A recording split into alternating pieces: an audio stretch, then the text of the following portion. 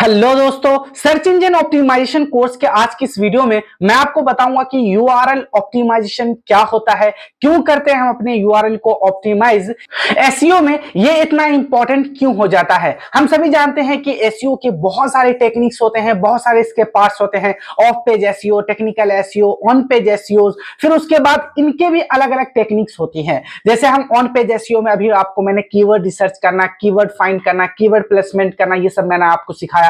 Title tag क्या होते हैं, किस तरह से उसको ऑप्टिमाइज करते हैं, किस तरह से हम मेटा डिस्क्रिप्शन को ऑप्टिमाइज करते हैं, क्या होता है मेटा डिस्क्रिप्शन, कहां पर शो होता है, ये सब मैं आपको सिखा चुका हूं। और आज की इस वीडियो में हमें यूआरएल ऑप्टिमाइजेशन के बारे में जानना है। मैं आपको बताऊंगा कि यूआरएल का क्या इंपॉर्टेंट होता है आपके एसईओ में। इससे पहले मैं आपको यह दिखा देता हूं कि यूआरएल कहां पर होता है और किस तरह से शो होता है आपको वेब पेज पर, यानी सर्च इंजन रिजल्ट पेज में किस तरह से आपको यूआरएल शो होता है। ये देखिए, मैं आ चुका हूं अपने सर्च बार में और यहां पर मैं कुछ भी टाइप करता हूं। जैसे यहाँ पे ये टाइप करता हूं, what is meta description and how to optimise it. ठीक है, ये मेरा कीवर्ड है। इसी तरह किसी से भी रिलेटेड कीवर्ड हो सकता है, आपका कोई भी कीवर्ड हो सकता है आपके नीड और रिक्वायरमेंट के अकॉर्डिंग। मैं आपको यहाँ सिर्फ इसका स्ट्रक्चर दिखा देता हूं कि किस तरह से होता है। जैसे मैंने सर्च बार में ये टाइप कर अपना कीवर्ड, उसके बाद मेरे सामने सर्च इंजन रिजल्ट पेज आ गया और इस पेज पर हमें बहुत सारे वेब पेज शो हो रहे हैं। यहाँ देखिए योस्ट का है, नीचे आएंगे तो यहाँ देखिए सेमरश है, सेमरश सर्च इंजन जर्नल है, यहाँ पे देखेंगे मोज का है।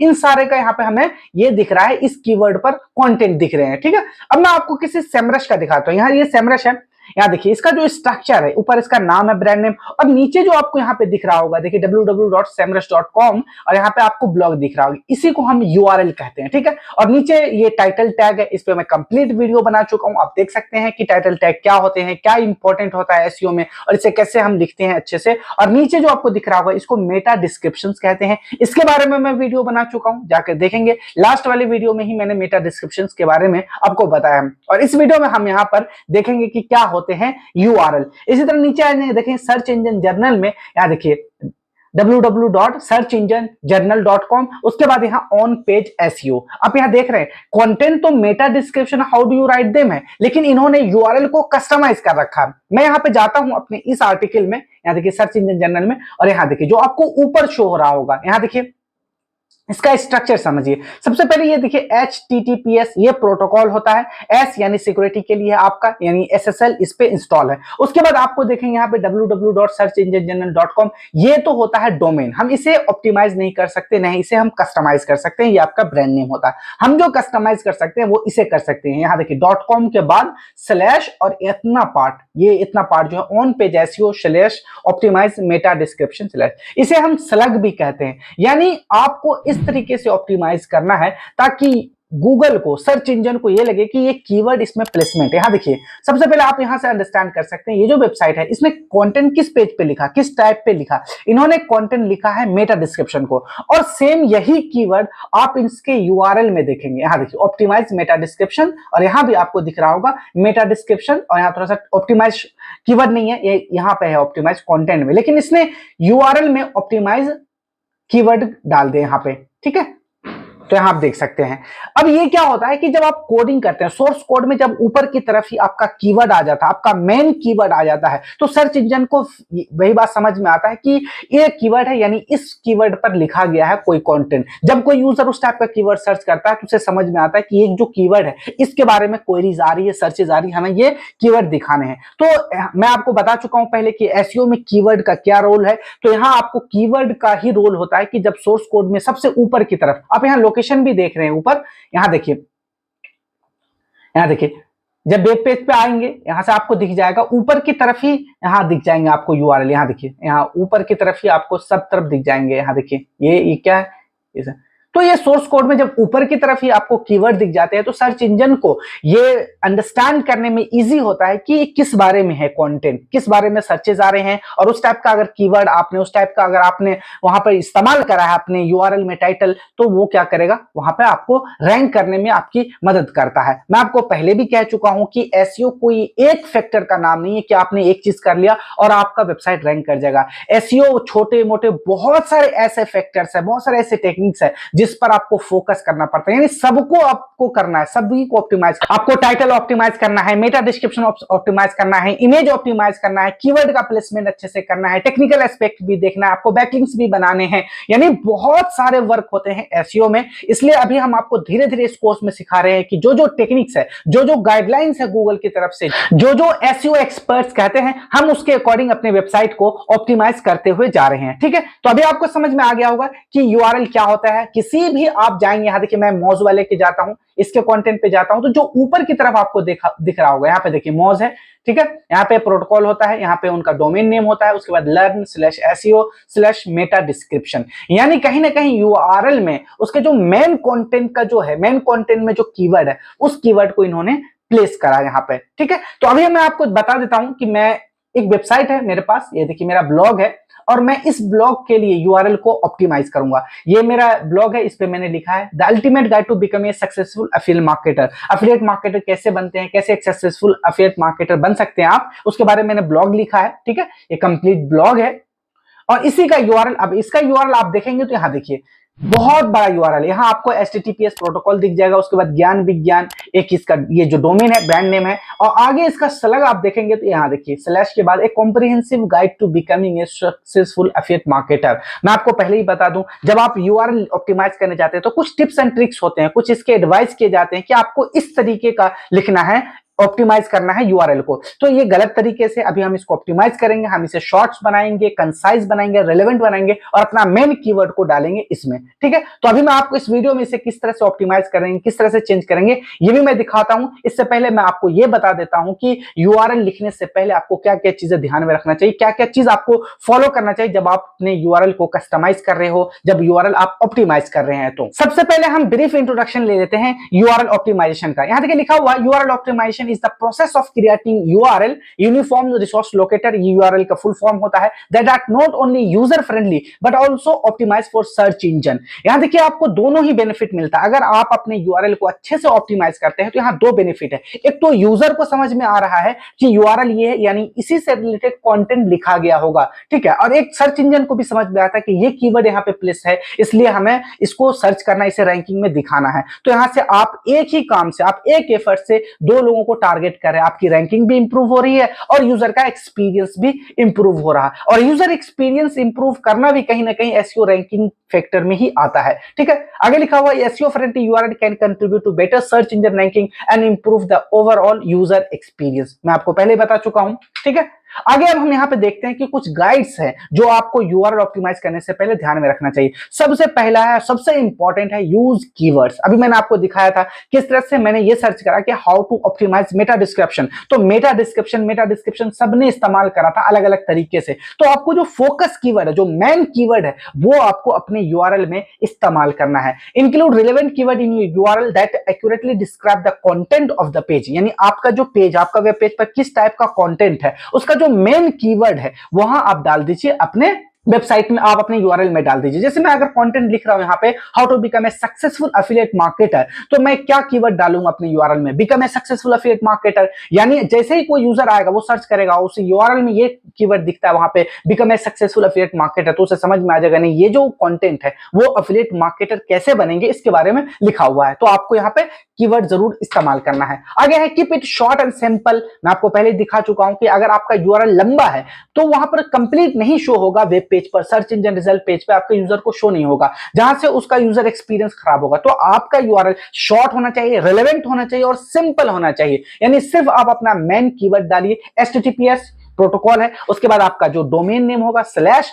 उसके बाद आप अपना मेन कीवर्ड डाल दीजिए और आपका यूआरएल तैयार है। इसलिए सिंपल रखना है, शॉर्ट रखना है। Shorter URL are easier to remember and share. Aim for concise URL that convey the main idea of the page without unnecessary character or words, यानी अननेसेसरी आपको वर्ड्स वहां पे नहीं निकला, जैसे how to become a successful affiliate marketer, ये तो complete आपने अपना टाइटल ही लिख दिया, जो मैं अभी लिख रखा था जो गलत था। अभी हम इसको ऑप्टिमाइज करेंगे तो आप यहां पे सिर्फ ये लिख सकते हैं बिकम सक्सेसफुल एफिलिएट मार्केटर, या हाउ टू बिकम, या फिर become a successful affiliate marketer. इस तरीके से आप लिख सकते हैं, अननेसेसरी वर्ड्स और कैरेक्टर को आपको इंक्लूड नहीं करना है।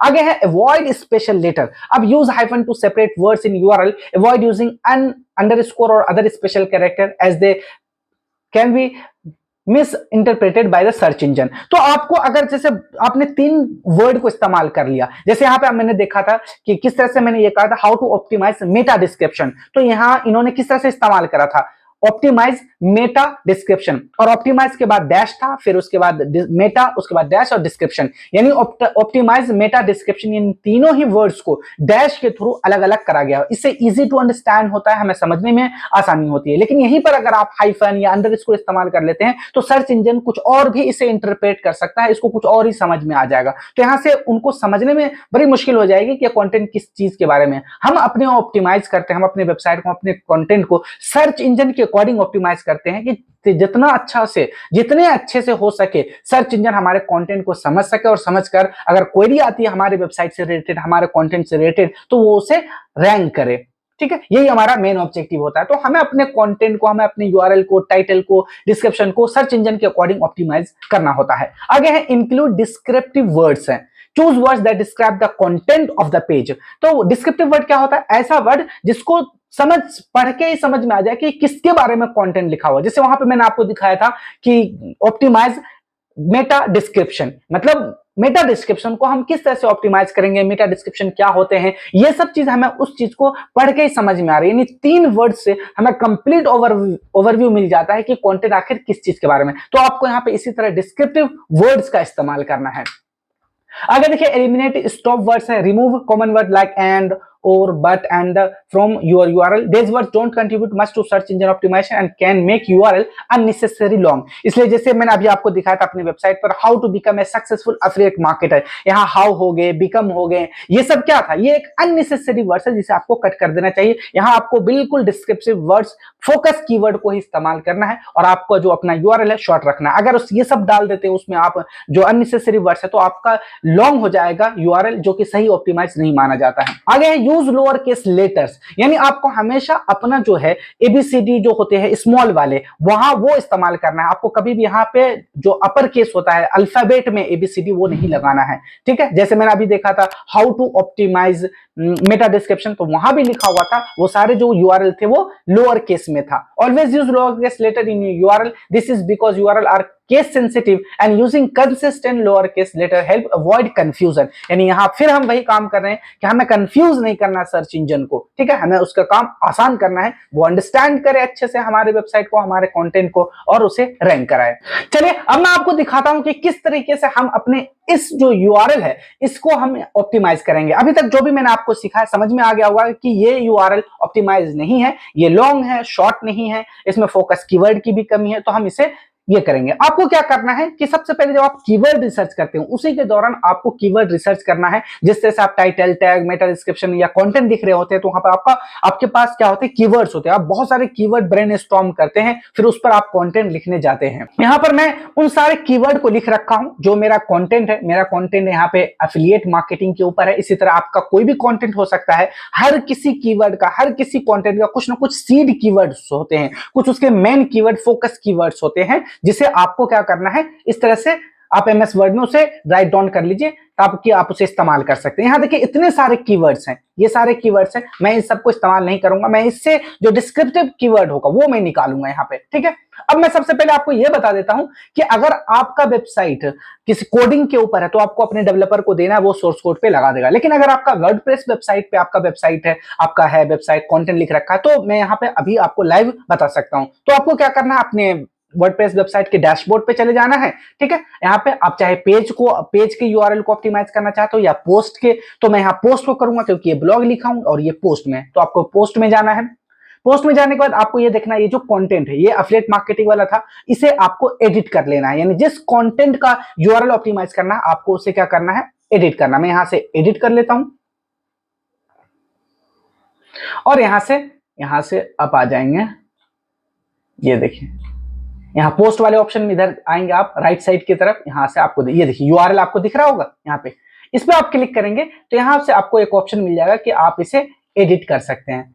ये देखिए मैं क्या करूंगा, इसे सबको यहां से कट कर दूंगा, ये परमालिंक है। ठीक है, यहाँ से आप प्रीव्यू कर सकते हैं नीचे की तरफ, ठीक है। अब मुझे ये देखना है कि मेरा जो कीवर्ड है, जो मेरा मेन यहाँ पे है, क्या है ये, the ultimate guide to becoming a successful affiliate marketer. अब मुझे क्या करना है, इस पूरी बात को, इस पूरे टाइटल को शॉर्ट करना है ताकि यूजर को सिर्फ यूआरएल से ही समझ में आ जाए कि इस किसके बारे में है, इसमें क्या कंटेंट होगा, और सर्च इंजन के लिहाज से भी वो सही हो। तो मैं यहाँ इस तरह से लिख सकता हूं, जैसे बिकम ए, इस तरीके से मैं इस कंटेंट को ले सकता हूं, become a successful affiliate marketer, ठीक है। बिकम, इस तरीके से ए हटा दूंगा यहां से मैं, ताकि बिल्कुल डिस्क्रिप्टिव हो, ठीक है। बिकम, मैं यहां से डैश लगा के इन सबको कर दूंगा यहां से, आपको भी डैश इस्तेमाल कर लेना है, ठीक है। बिकम सक्सेसफुल एफिलिएट मार्केटर, ये हो गया हमारा यूआरएल, ठीक है। यहां देखिए, become a successful affiliate marketer. अभी आप देखेंगे ये है, जैसे ही मैं यहां से अपडेट करूंगा ये यूआरएल हो जाएगा और यूआरएल शॉर्ट होगा, ठीक है।